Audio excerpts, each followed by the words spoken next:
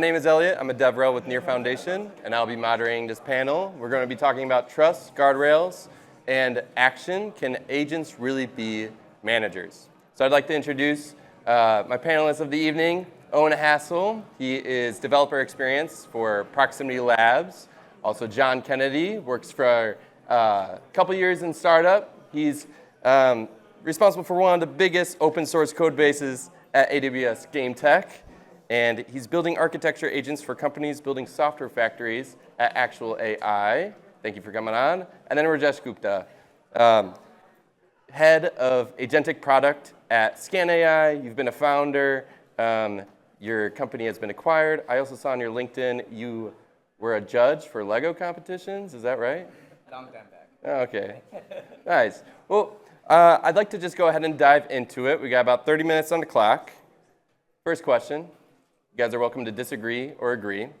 When you hear agents replacing managers, what's your immediate reaction? Excitement or concern? Sure, I have a lot of excitement. I think, we're specifically working in software development. So how many people here are in software development or have a software development team? Okay, cool. So a few of you, right?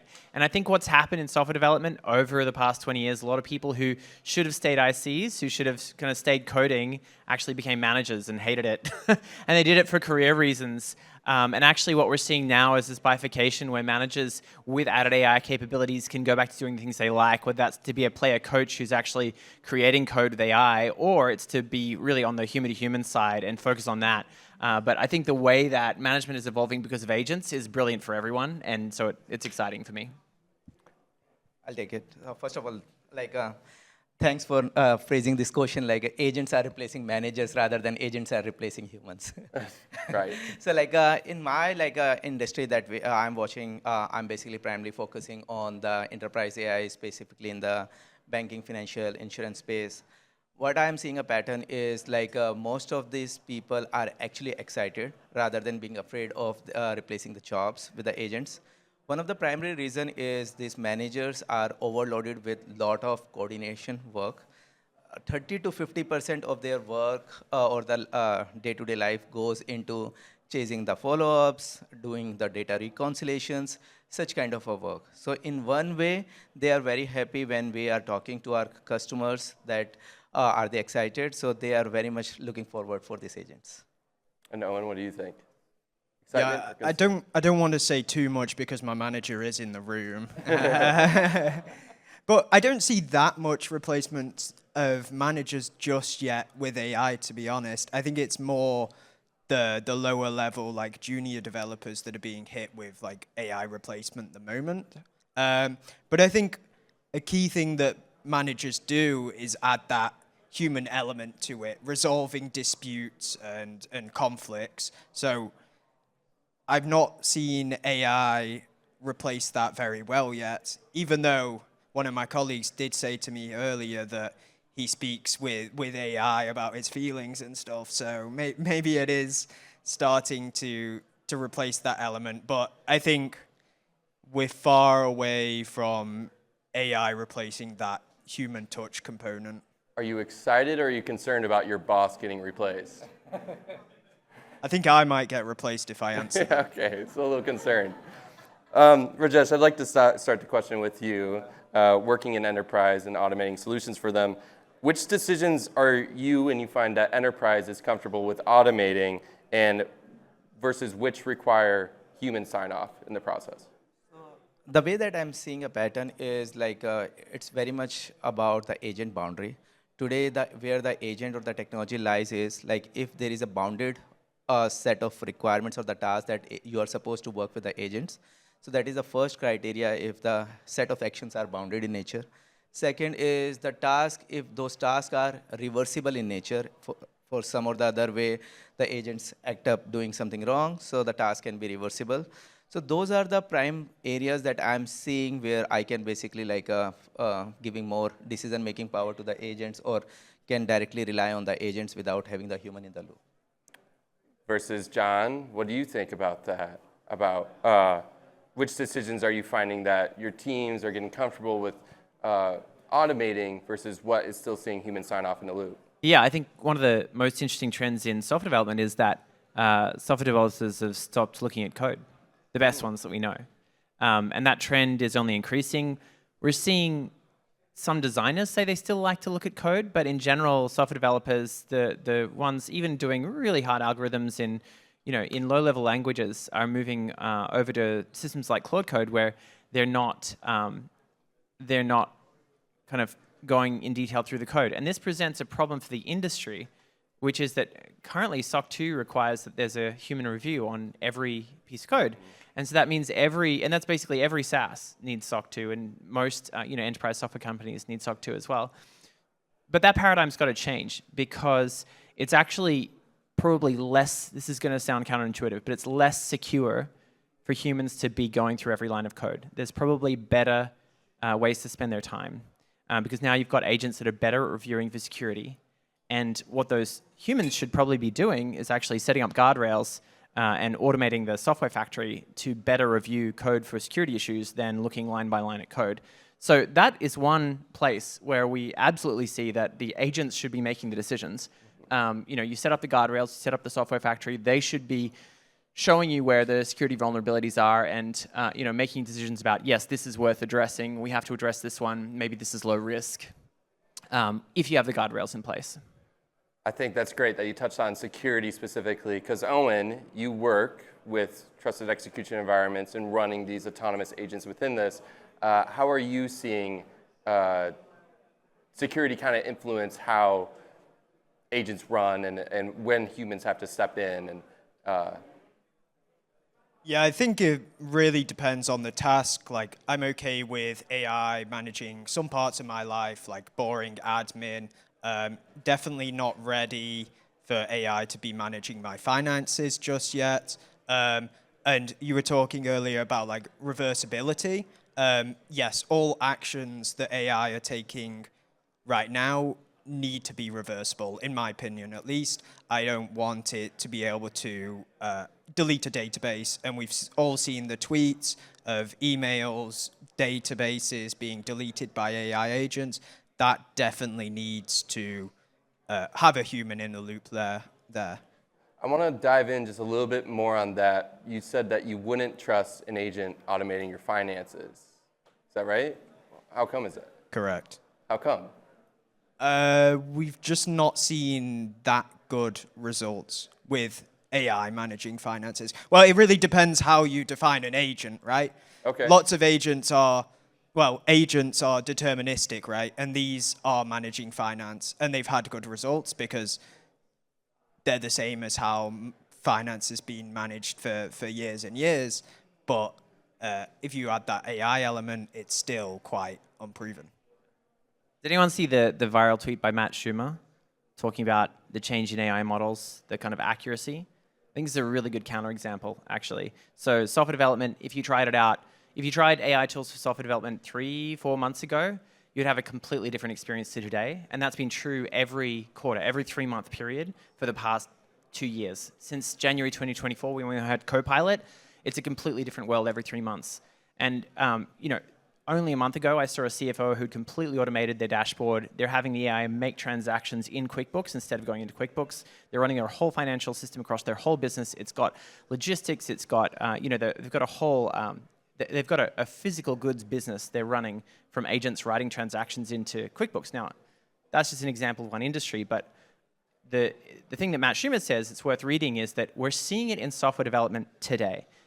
AI is the biggest wave. Dev tools are the steepest part of the biggest wave. And models have come on so quickly that people who tried them out 3 months ago just don't know that they are actually reliable and they don't have to look at code anymore. That's going to be true for every industry.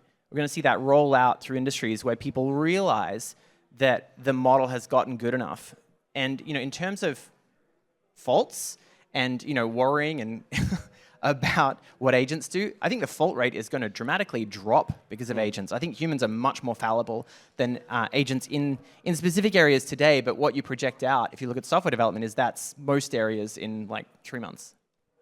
I just want to add on John's point, because like many times when we think that agents are in POC, it's just because like we always talk about the models are not ready, all those kind of things. In my experience, especially in the enterprise AI, like models to some degree are almost there. The gap is coming from the architecture perspective.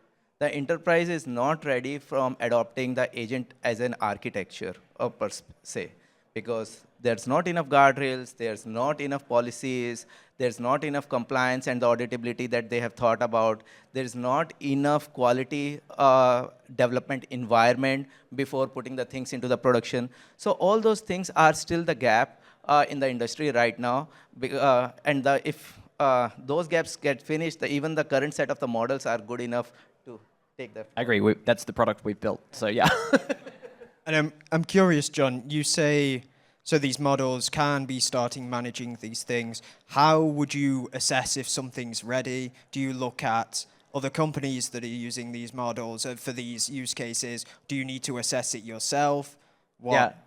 Yeah, there's like this whole maturity framework for software development or AI-powered software development. It's worth looking up. There's a kind of post by this guy called Steve Yagi. It's called Welcome to Gastown. He's building this massive orchestrator, but he has 8 levels of, 8 kind of stages of AI-powered software development and kind of give you a maturity model for where people are. What I would say is that stability is about level 6, level 7. We haven't got to stability on like large-scale orchestrators yet, where you've got 30 agents running at once across a range of roles. That's still fairly unstable, but the kind of I want to run 3 agents and I want to put guardrails around them, super stable. I think the paradigm for safety at the moment is that you should be getting almost 100% test coverage, probably 100% test coverage with exceptions, and that's the big change. Is now, because code's so easy to write, tests are so easy to write, you can do that, and all the best developers we know, they've gone to this new model of 100% test coverage. And if you get there, you can write production-ready code. You don't need to look at the code. You can watch your test output and actually get really good results. So that's kind of one of the ways we're judging maturity at the moment, is people who've moved to that model of test coverage for software development. I'm talking very specifically about an industry now, and there's probably good ways to generalize this out, but it's easier for me to speak in specifics in software development. Well, okay, specifically on software development, and you just talked about test coverage. I've used open code, or I use autonomous agents to write code. I don't know, the last time that I actually wrote my own line of code. But if I tell it to write tests, it's going to write me some tests, and it's going to iterate on them, and it's going to make sure that they pass, not necessarily maybe change the code to make sure it makes them pass. But yeah. So how do you ensure? You've got to have the scaffolding. Anyone building an orchestrator right now, like Metaswarm or Gastown or other orchestrators, has thought about test scaffolding because it's so critical. Okay. And you can't just like say, hey, write me some tests. Like, for instance, one of the things that our company does is we build, we analyze a legacy code bases to understand their architectural decisions, and then we insert them back as context so that the tool is actually using the architectural decisions you've already been building with. And one of the big areas we see there, and we've got 72 categories of architectural decisions that people make. One of the big categories there is test coverage, how you do it, which tools you use. There's command line tools that will tell you how much test coverage you have, and so the agent can actually use that as a tool call to see how much test coverage it has, and it can go back and iterate until it has some 100% test coverage. Mm-hmm. So like there are really good ways to scaffold 100% test coverage, but you've got to put time into it. And what we're seeing is this bifurcation. Companies who are investing in building software factories are just going faster and faster and faster, and like things like Gastown are actually building Gastown. Sure. Ralph is building Ralph. Claude Code is building Claude Code. Like, as they scaffold their own tools, they're using it to actually get exponential acceleration.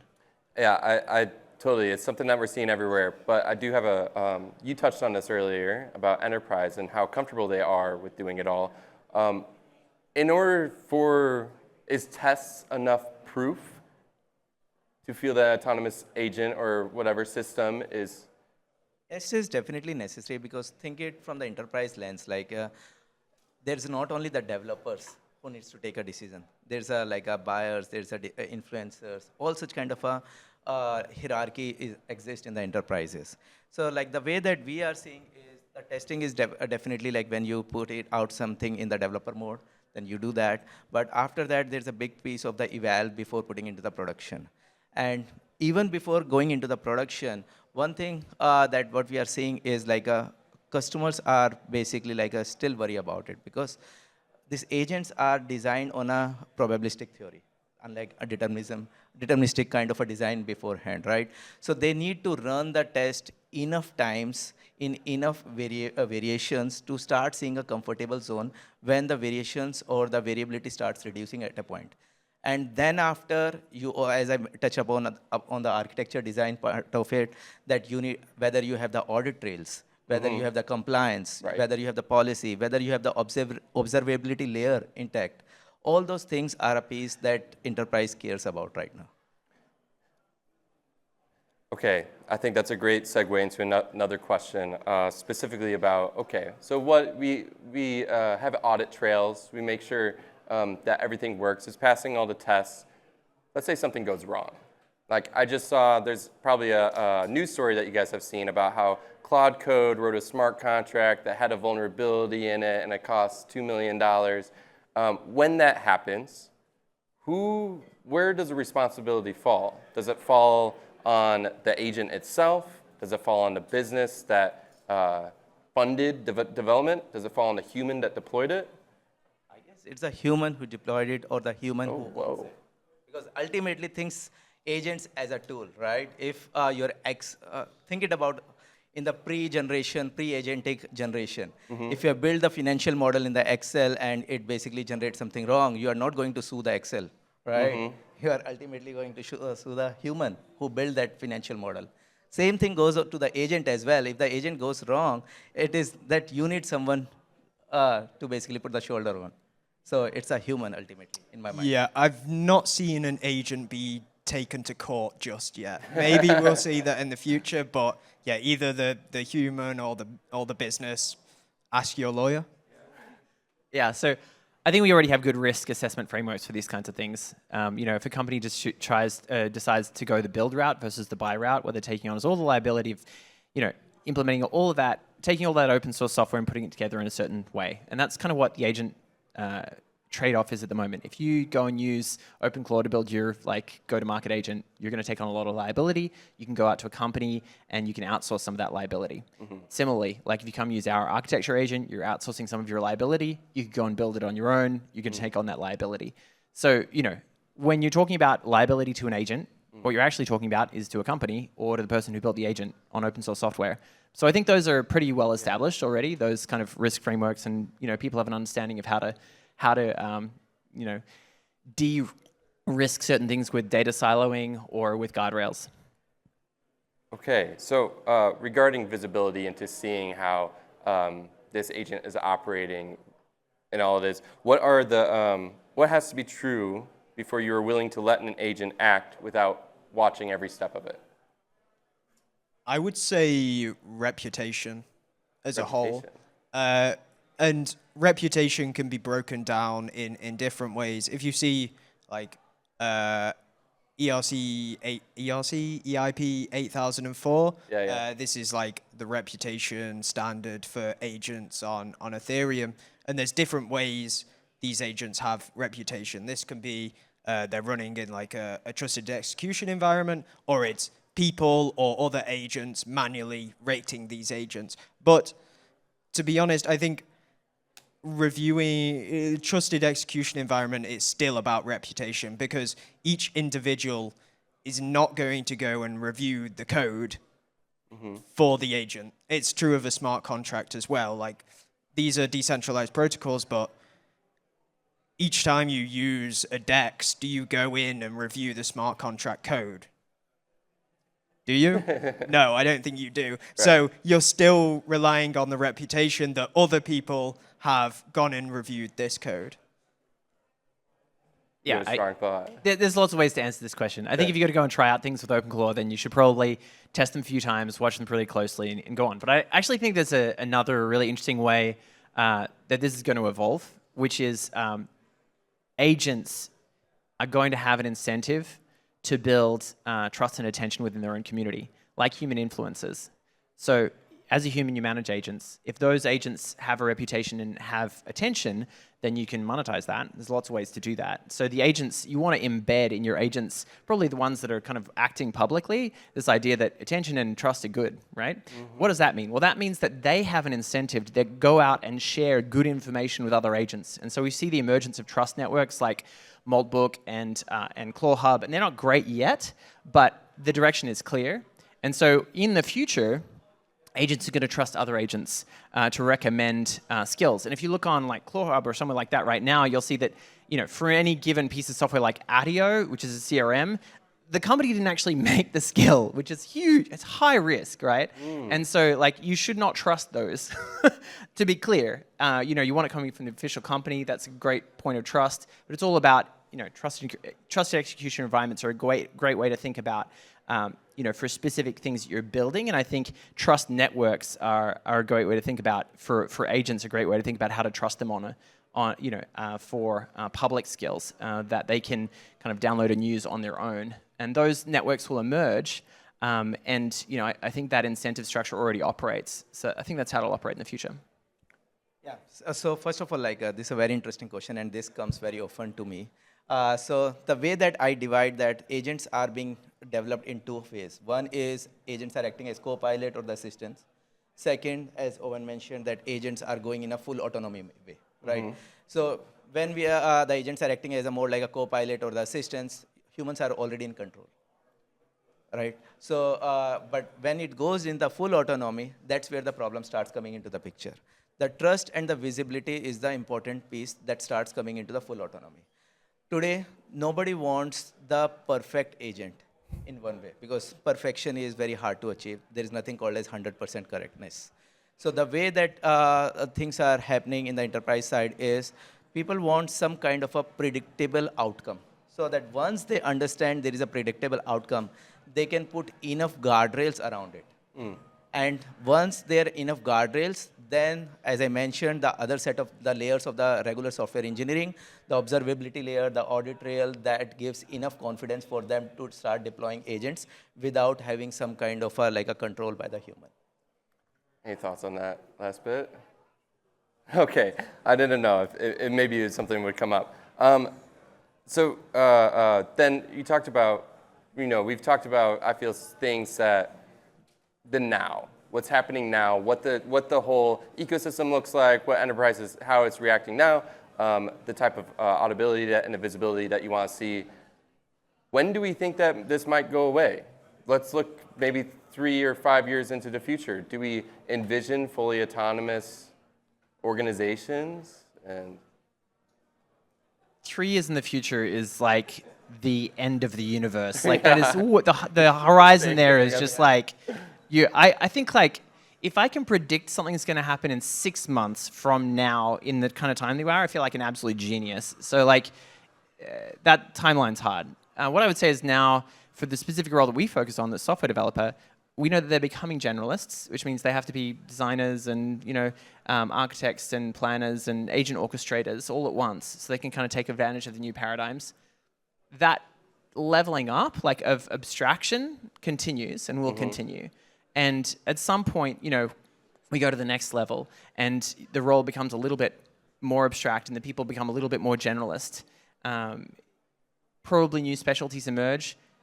There should be, in the next 6 months, huge disruption. I think some companies just become Barnes & Noble, and they become like Blockbuster. They go away because they haven't actually made that curve. And so big job losses in particular capabilities, and then because huge companies will just disappear because they don't make the jump. I don't think it settles down for a while. I think that everyone has to be leaping forward to keep up in every industry. And that's kind of the disruption I see coming. Maybe we get to utopia at some point and everything settles down, but like... So I'm definitely bullish on the agentic infrastructure, especially in this year, because the way that I'm seeing is multi-agent is the new thing that is the realm of 2026, be it orchestration layer, be it deployment layers. So I'm very much bullish on the agentic infra, be it like a memory, security, or whatever we want to call it out for this year. Yeah.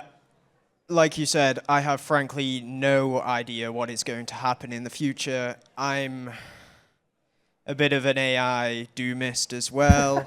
This is why we should be on the same panel. We're like, balance each other out. I try not to think about the future too much, and I sort of hope we do get to a point where things stop or start to reverse. I think one of those things could be physical materials? Can we keep funding this infrastructure? Yeah, I think things will reveal itself. Okay, I would love for one of you guys to paint a vision. Can be optimistic, can be nihilistic, it's okay. But you guys it's a great panel. You guys have very different perspectives on all of this. Enterprise process automation with your autonomous agents, secure decentralized agents with proximity labs, and then engineering management guardrails with actual AI. Let's maybe try and paint a picture. How might all this fit together to build this unified AI economy that we're kind of here to talk about today? Anybody want to take a stab at it? I can take it, maybe. So like if I have to stitch all these 3 stories in one line, you need to identify the areas to automate, you need to write the code, you need to put the guardrails. Well said. I can't put it together. So yeah, I don't know too much about what you guys are building, but you're like mentioning guardrails, and it seems that we're unsure of the future. Maybe we're not too hopeful about the future. I'm not, I know that. But it seems like we're each building a component that hopes for the best for AI. Like, we're giving it verifiability, so you know it's doing what it's doing. We're trying to add like privacy elements in there, so users' data is not being exposed. You're building guardrails, so the agents presumably can't do things that they're not intended to do. So we're all sort of building these systems that hope to build the best AI for the future. And yeah, I think we're all on the right track. I'm pretty optimistic. I think like using Salesforce to run a realtor's business is crazy. Like a generalized software system to run something that specific in sector. And what abstraction of functional complexity does, it means you can have many more companies specializing in different sectors, and that just creates better software. So like in software specifically, I think it's going to get better and better and better for people who need software. And I think all of this kind of specialization on the customer side, like who you're serving, is going to make a better world. I think people, like I was talking about job losses, I think people have to, retrain, upskill, move companies. But ultimately, I think it's abundance. Like I'm super positive on AI. Which jobs do you think they retrain to? Well, I think software developers specifically have to, as I said, become generalists. So maybe we still call them software developers, they do something different, right? And they're problem solvers. Problem solvers. They're going to be less per niche area. So they'll have to go and get that job in a different company that's specializing in a different customer. I think there's whole classes of white-collar jobs that will kind of disappear, and people will go become specialists in areas that are not functional, but more specific to their customer. Yeah. But job losses is really about job moving rather than like someone doesn't have a job permanently. I think that's a vision I can get behind. But we're out of time. Thank you so much for coming on today. That wraps up this panel for the evening. Give them a round of applause.